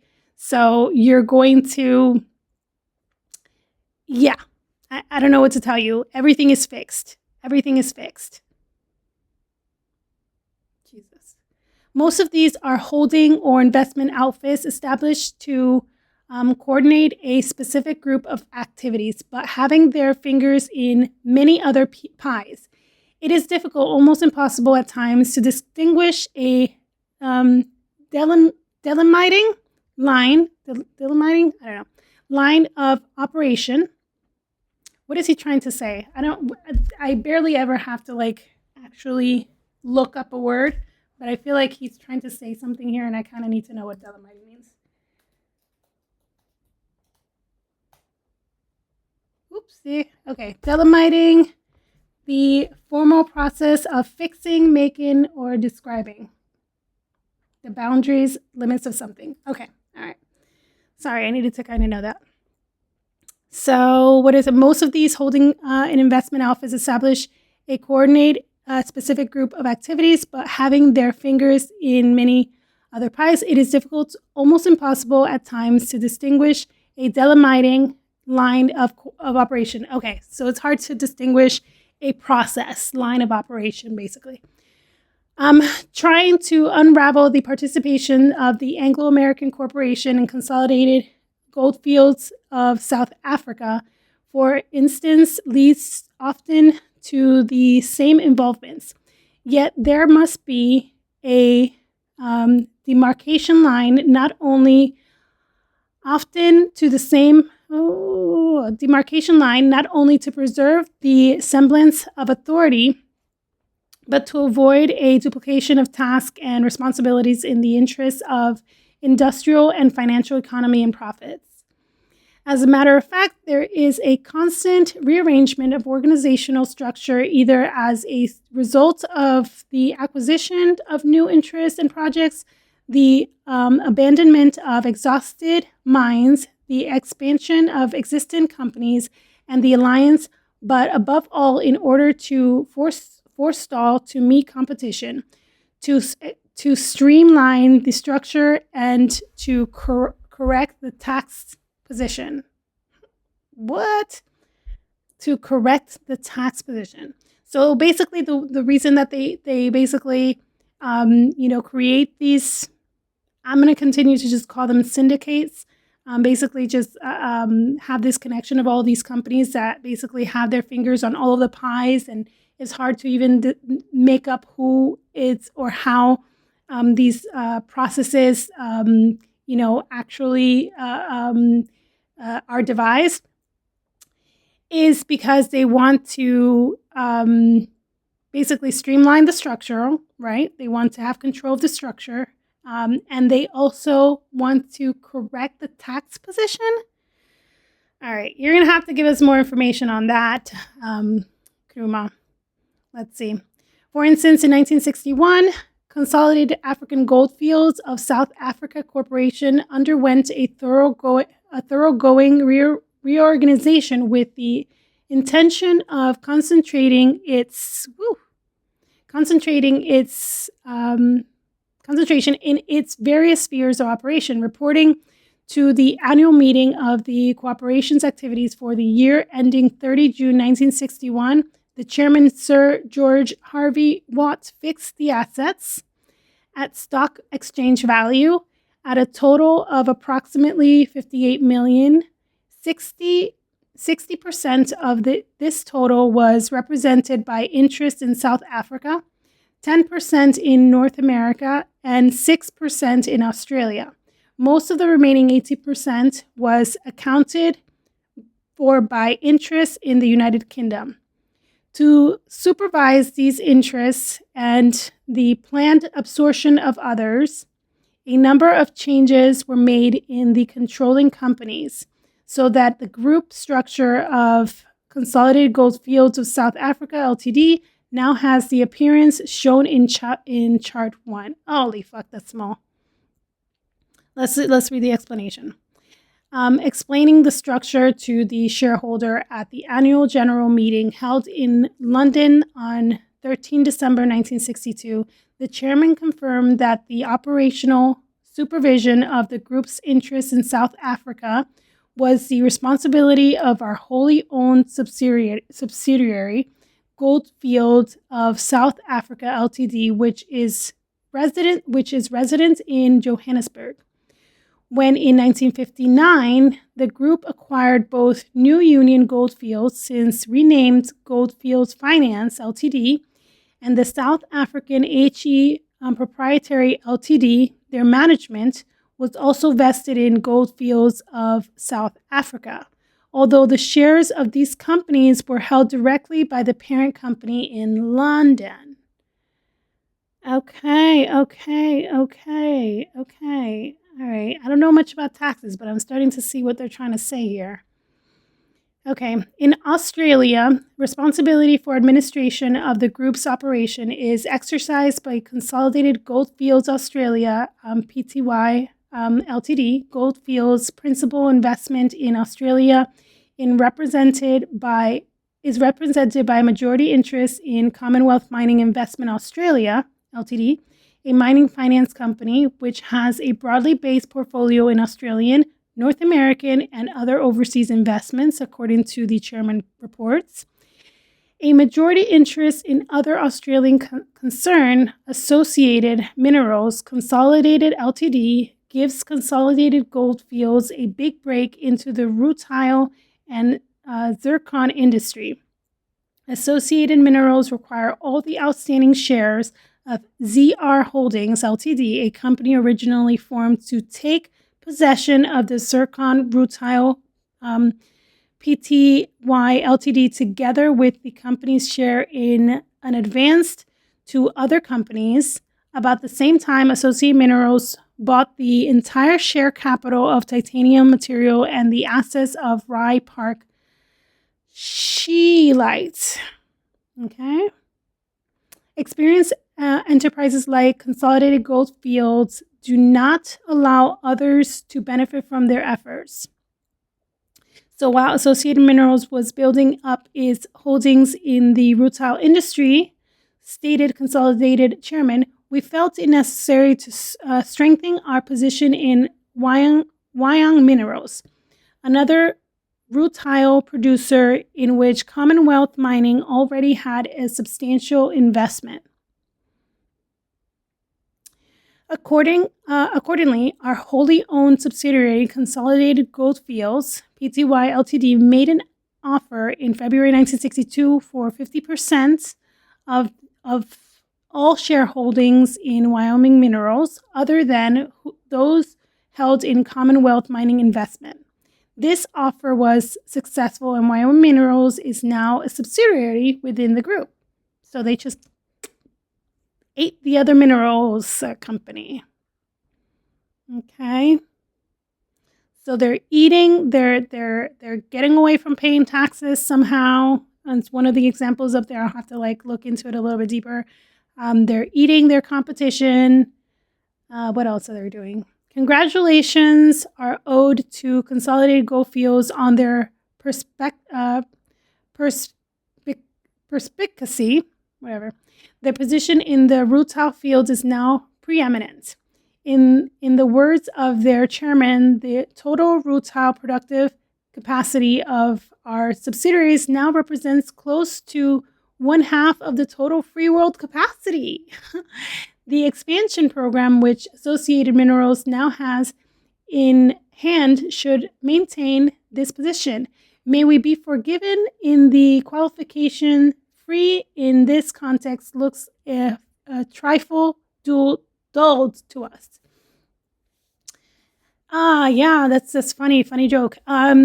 I think that this is also another opportunity for Africa, right? Because if you have these monopolies that, basically they're so excited and so happy and so,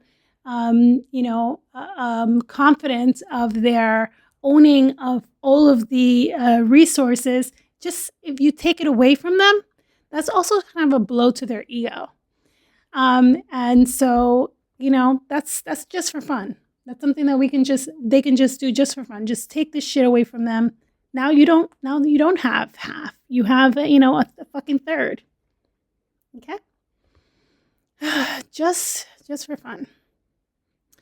Rutile is a much sought after material used in the manufacture of titanium pigment. The demand had the effect of increasing its open market price by some 50% in the financial year 1961-62. So they monopolized and then they increased the price. That's wonderful. Zircon's price has remained stable in spite of considerable increased supplies. Okay. A partnership with Cyprus. Did I read that right? Demand had the effect of increasing its open market price by. Okay, yeah. A partnership with Cypress Mines Corporation, a New York company, and the Utah Construction and Mining Company of San Francisco has resulted in a joint enterprise named Mount Goldsworth Mining Associates to explore and work the potential of iron ore deposits of Mount Goldsworthy in northwestern Australia.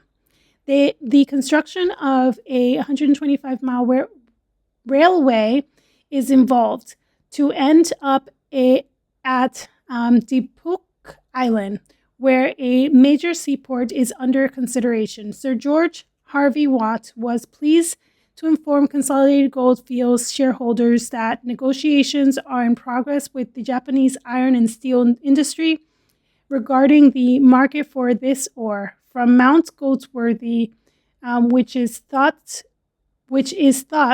will be competitive in price and quality with any now available in Japan. In the chairman's words, the company's operation in Canada had taken a distinct step forward.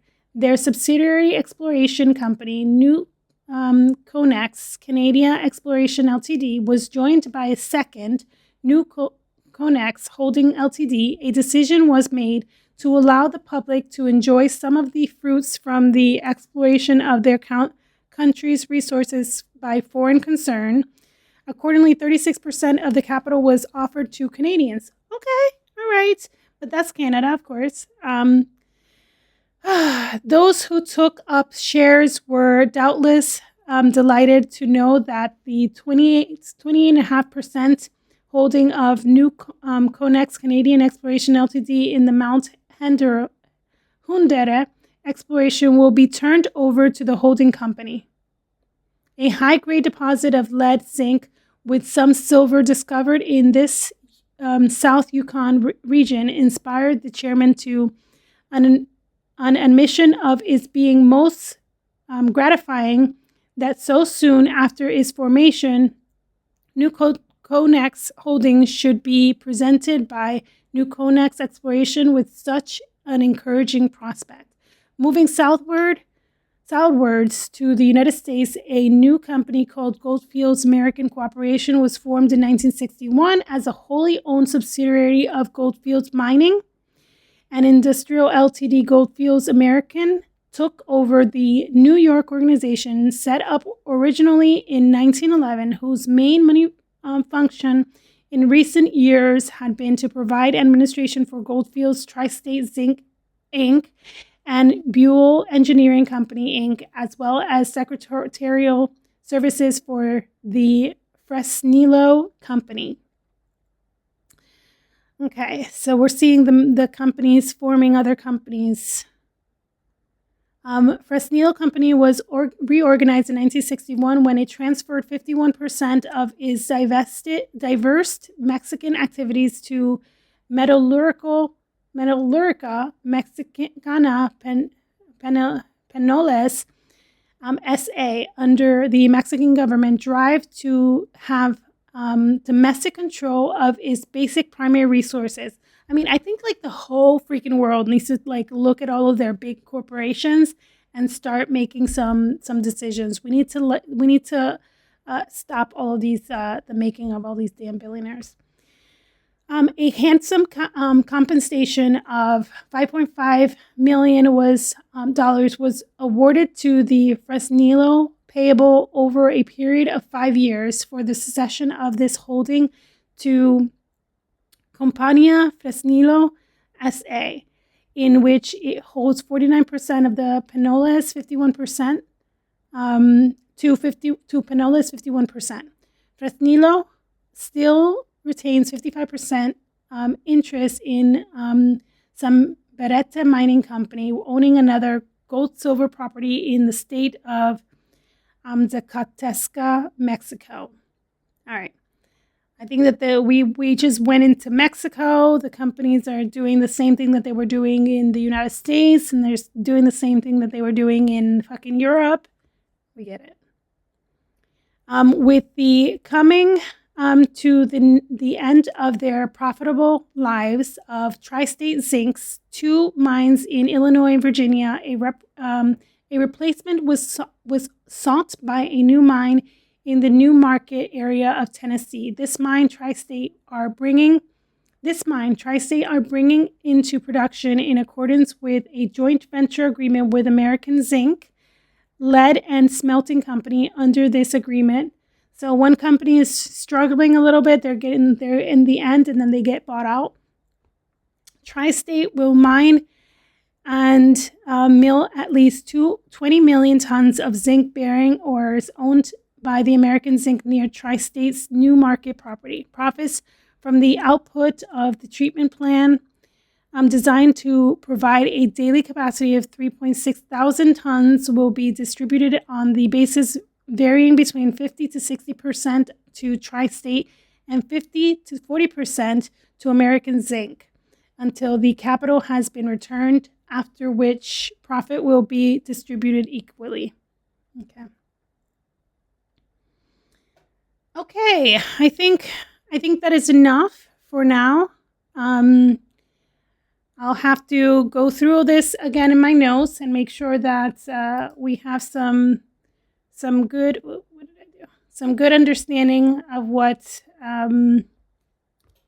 we just read here. See what points we can work with. I think it's a lot to digest. I think a lot of details.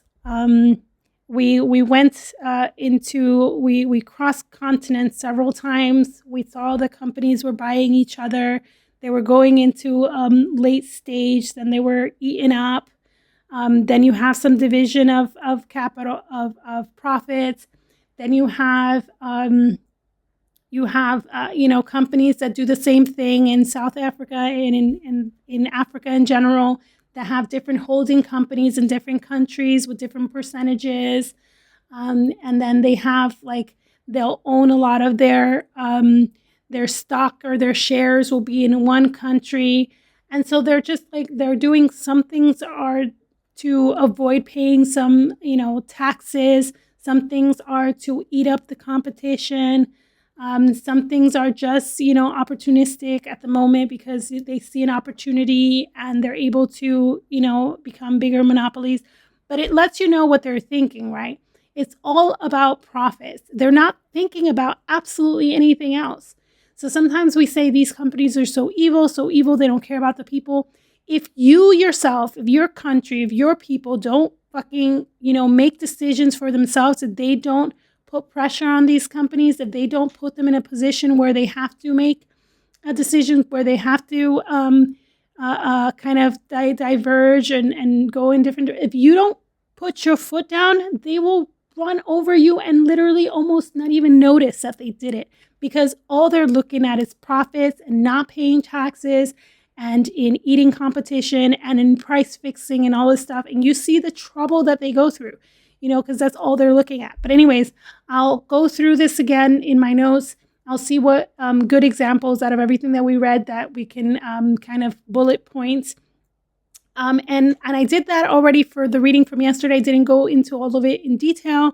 So please go into the Discord, get the notes, and go through them, because from there is where you're gonna get like a lot of what we read in like bullet points and digestible facts that you can take and you can use in discussions, but also you can use in your reasoning, and you're being able to make sense out of the things that are happening today, especially when you see these news stories about what is happening in Africa these days and what these politicians are doing. And the French government is in Africa right now, just trying to like see where they can get in. And then, we can talk about it on social media. We can, post about it. We can be voices, but at the very least, you don't buy the shit that they're putting out there. And that's kind of the purpose of what we're doing. But definitely go to the notes and look through those. Again, they're in the Discord. You can just go to my profile. And if you're not following me and you like some of what we're talking about, make sure to follow. And come back tomorrow at the same time, 2:30 Norway time. And in the beginning, we go over the notes. We go over the chapters that we've already read in kind of like bullet points quickly, so that we can get all that good information. And then we start reading from where we left off. All right. Well, thank you guys for being in this stream. Hopefully, I will see you tomorrow. And yeah. All right. See ya.